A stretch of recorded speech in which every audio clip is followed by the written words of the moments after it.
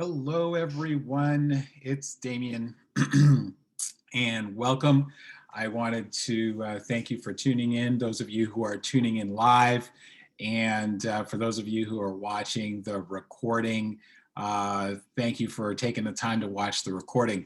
Today, we're going to spend the next 15 minutes or so, and I'm just going to do this live Q&A. We're live on Facebook, and we are recording, and then this will be distributed on our other social media platforms. So today's topic is freeing yourself of time suckers. And as I said, my name is Damien Reed, and I am the founder of Damien M. Reed International, and I'm also the author of the Amazon International best-selling book called Cure Entrepreneurialitis: 52 Habits to Earn the Freedom That You Deserve. And today we're actually going to be taking habit number 13 from the book, and that's what we're really looking at. And habit number 13 says to identify your favorite time suckers and either get rid of them or schedule and stick to the appropriate times for them. So let's start, first of all, by just identifying what is a time sucker. So I defined a time sucker in my book as something that you enjoy spending time doing, that you either know you shouldn't be spending time doing, or perhaps a coach has told you that you shouldn't be spending time doing, or well, maybe somebody else has told you that you shouldn't be spending time doing it. So for those of you who are watching this live on Facebook during the broadcast, you can go ahead and submit your questions directly into the comment section, and I'll make sure that I answer those questions while we're online. And for those of you who are watching the recording, you can submit questions by just commenting on the video in whatever platform it is that you're watching. And either myself or my team will be happy to make sure that we get back to you and get your questions answered. So let's start with, I'm going to start with 3 tips around dealing with time suckers. So the first tip is this: I want you to give tasks away that are time suckers, but they still need to get complete. So some of those things, so for example, I love playing with in the background with my CRM tools. So before it was Infusionsoft, we switched out of Infusionsoft. My primary business now uses Kartra.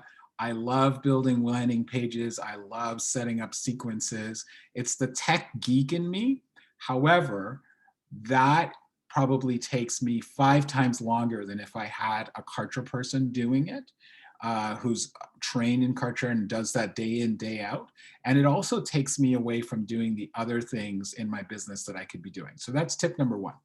Tip number 2 is to use automation and apps to help you remain focused. So one of the favorite that I do, and I use it religiously, is that I use the Pomodoro method or the Pomodoro timer.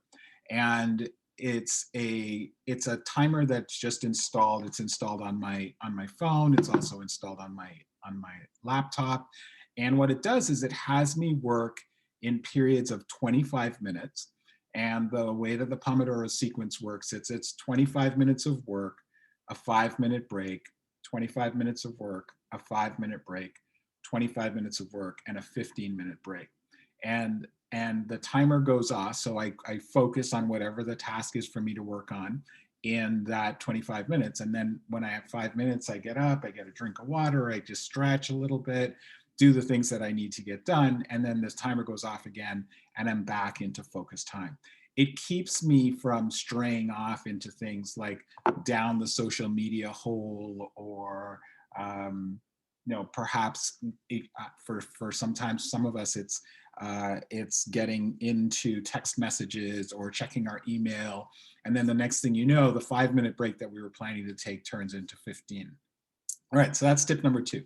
For tip number 3, I want you to actually be really forgiving of yourself when you notice that you're engaging in a time sucker behavior. We're all human, and we're going to do the things that we enjoy doing or we love to do. So there's absolutely nothing wrong with you engaging in that behavior. Just notice that when you're doing that and it's impacting the amount of time or the quality of time that you have to work on the things that are actually important to you, that it's a detrimental habit. I talk in my book about the sum total of our habits either contributing positively to where we want to be in life or being detrimental in that they're pulling from us and taking away from us getting to our vision and our goals. So if you notice that you're a time sucker by definition is something that you're doing that you know you shouldn't be doing, you shouldn't be spending time on. So be forgiving and then put some structures in place that will allow you to ensure that you minimize the impact of that time sucker on your behavior in the future. Ideally, it would eliminate it altogether, but if it doesn't eliminate it altogether, then at least minimize the impact that it has. So what I'm going to do is I'm going to just peek into Facebook to see if I've got any questions in the chat. And then I also have some questions that people have submitted to me in advance that I'm going to go ahead and answer. So let's just check and see if there's any questions in the Facebook. For those of you who are watching live, you can submit your questions. And I don't see any at the moment. So let me jump in and answer the questions that were submitted in advance. And for those of you who are watching me on a regular basis, I always post into Facebook and Instagram, into the stories, an opportunity for you to send questions in advance if you're not able to tune in at 3 o'clock on Thursdays, which is when I typically do these quick broadcasts. So the first question actually comes from Caroline, and she says, if I enjoy doing these things, then why should I stop? So I spoke a little bit about that. It's not a matter of whether or not we enjoy doing these things, right? Like I enjoy spending time playing around in my CRM software. The reason you should stop is because it's negatively impacting what you actually really want to accomplish. And there's probably someone who is better at doing that than you are in some cases. And in other cases, if it's things that do need to get done, then you can delegate them out and you focus on the things that actually are working and forwarding your business. We're not talking about doing the things that you love to do that's actually providing value into your business or your life. These are the things that you really shouldn't be doing. And then Caroline had a secondary question, which was, how do I make the work stuff enjoyable too? Well, this is where that balance comes into play. I'm a firm believer that if you're a businesswoman and you're optimizing your position in your organization, then your primary role is to be strategic and drive the direction of your business. And secondary is for you to have the majority of your time focused on the tasks that are in your zone of genius. So in my zone of genius is not working in the CRM platforms. It's something I like to do, but there are other people who are whizzes at that. And therefore, that's what they should be working on. What I love to do is I love to design programs. I love to work with clients. I love to speak to large groups of people and make a difference, etc. So that's really where I should be focusing, as opposed to what value am I really providing to the people that I'm committed to making a difference in the world when I'm playing around in the back with a Kartra campaign. Okay, so that's hopefully, Caroline, that answers your question. The next question comes from Gina, and Gina asks, what might be causing me to distract myself with time wasters? Wow. So many things. What could be causing you to distract yourself with time wasters?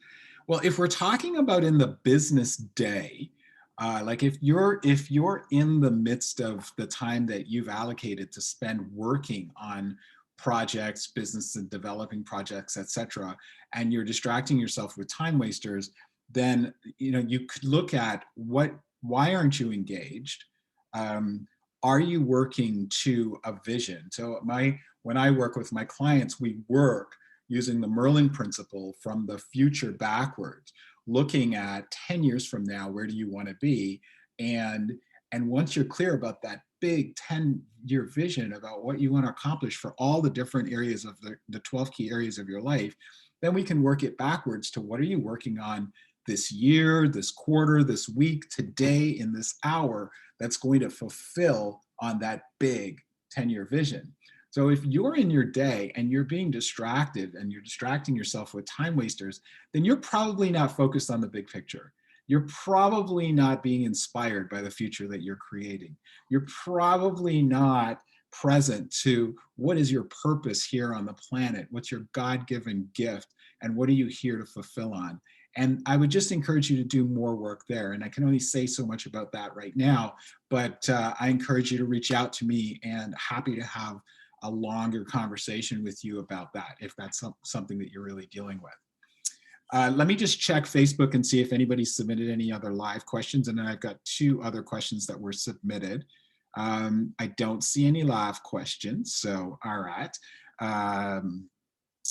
Let me go back to the submitted questions. Okay, so Carla sent a question and she says, if I know they're time wasters, but I'm the only one who can do it, how do I get over that or let go to trust they can? Wow. Well, I don't know that there are many things that you would be the only one who could do the time wasters. By the very nature of the fact that you think it's a time waster, or in what we're talking about here, time suckers, which something maybe you enjoy doing, but you think you're the only one. I would really encourage you to embrace looking at how could you delegate this?